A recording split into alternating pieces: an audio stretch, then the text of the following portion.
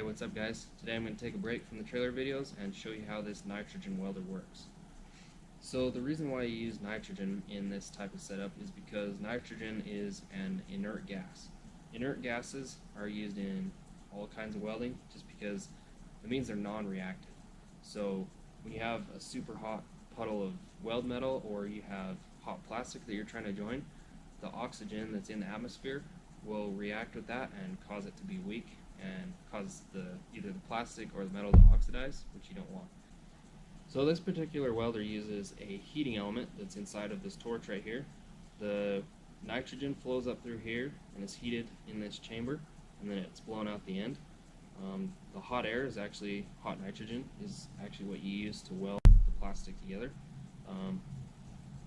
Also, this unit has an airless welder. This is basically a soldering iron with a little teardrop tape shaped end on it.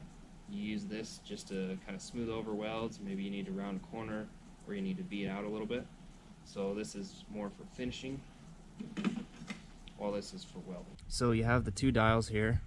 Usually we have this one just turned all the way up just because you use the airless one to kind of smooth out corners or smooth over a weld once you've got it done. And the nitrogen welder we have set to in the low 50s usually, just because that's what the plastic requires that we typically weld. So right here you have a flow meter, and right now it's just flowing compressed air.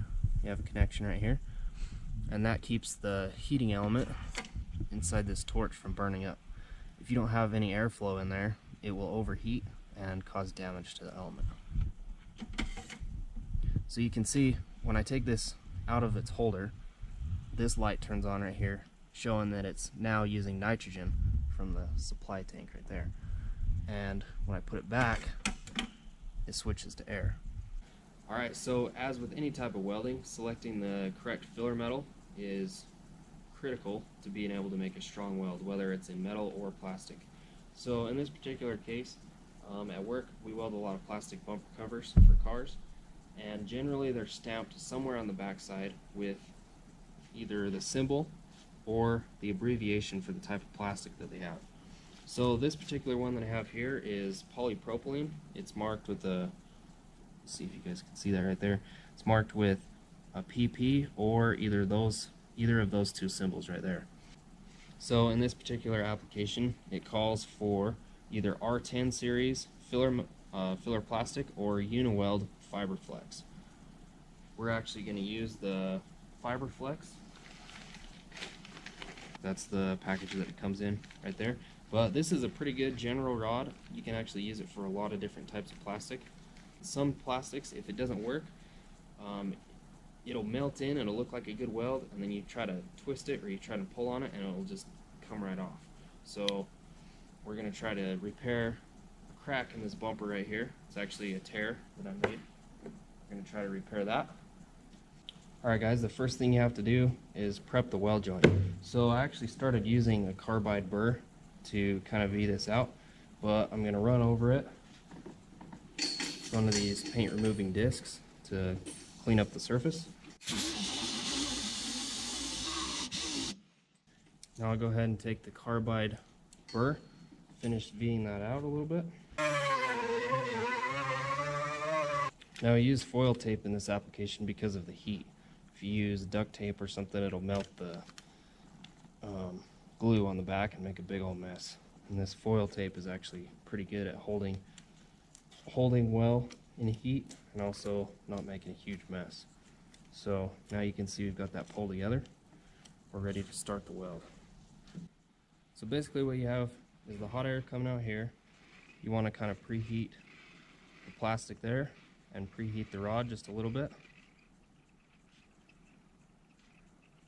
You have to kind of get set up beforehand so that you're able to make the whole run of the weld. So the idea is to have this plastic melting and it being protected by the nitrogen gas right in front of it. So once this is preheated, you can stick it down at the end of our crack, get the heat on it on the back side there. Now it's going to start to make a little bit of a puddle, and then you just keep constant pressure and let the plastic melt.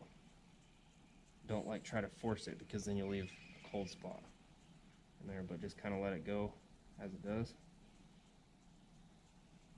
So that's the finished weld.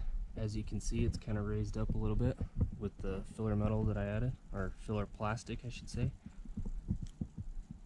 Basically now I would let this cool so it's strong. I V out the backside over here and then come back with the airless welder, touch it up. Okay guys, it's a moment of truth. I've let it cool down so it should be at full strength. Let's see if how strong it is. Now this was a full tear down here before. I did a shitty job. It appears. Now this did not bond to the bumper on the back side. Not really sure why.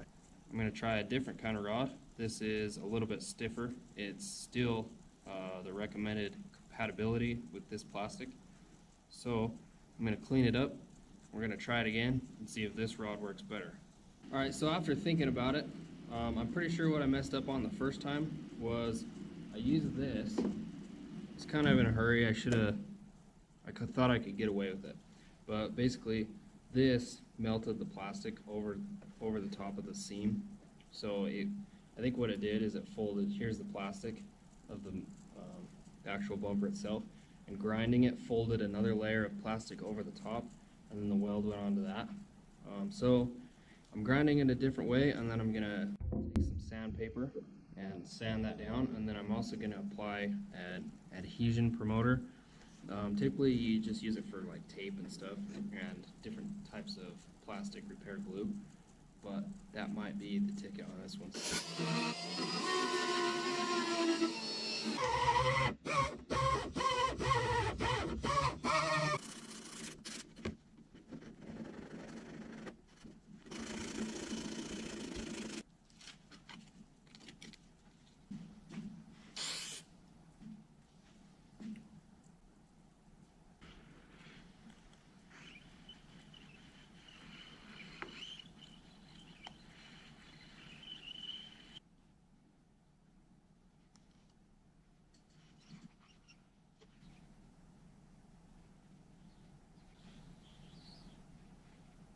Round two, let's see if this one holds.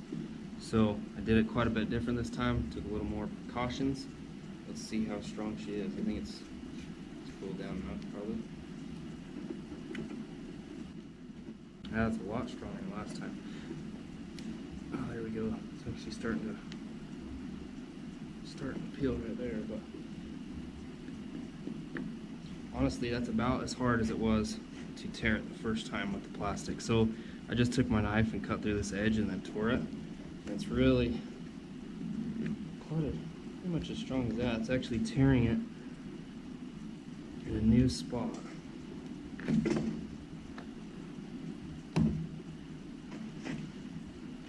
Okay, so the end right there actually tore in the crack, but this part right here tore in the, like just next to the weld in new plastic. And you see how it's all fresh. Part of that plastic is still, or the weld's right here, and a new piece of plastic is right there. So I would say that's a pretty successful weld for being plastic. Normally you wouldn't repair something this big, but if you have to, you can do it. Alright guys, that's about all I have for you this time. Hit that like button, subscribe if you haven't already, comment if you got any other ideas for something you want to see done. Yeah, this one kind of kicked my butt a little bit. I cut some corners I shouldn't have, and it cost me. So let that be a reminder to you guys. Don't cut corners. Do it right the first time. Never surrender. Check out the merch, zeroabsolutes.com. Catch you guys on the next one.